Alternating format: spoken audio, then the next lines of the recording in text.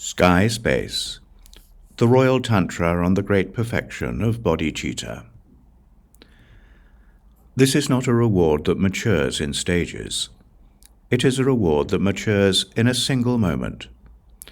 Just as it is with the king of the birds, in a single moment there are no stages by which we mature.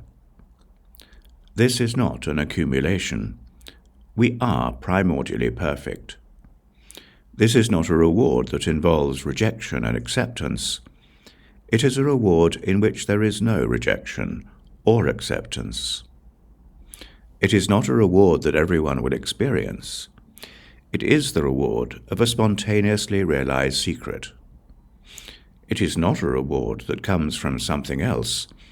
It is a reward that comes from itself. It is not a reward that we propitiate by questing. It is the reward of a primordially present true nature. The uncontrived is our primordial reward. We have 25 wings. In our efforts to mature them in a single moment, yogins of the great perfection of thusness have the reward of sheer understanding. Those who immerse themselves in the stages of the Four Truths, who use the stages of their renunciation to see and to meditate, and use the thusness of the reward of cessation, believe that their rewards are in 4 stages.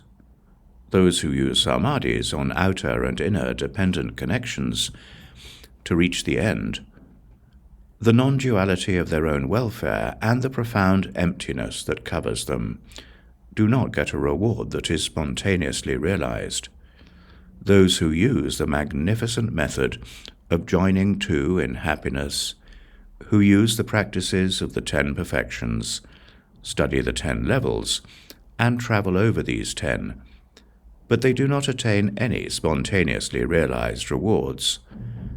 Those who hold to the ways of external and internal purity attain the reward of stages that are high or low.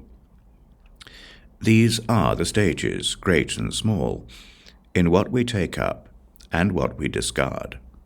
This is not a reward that is spontaneously realized.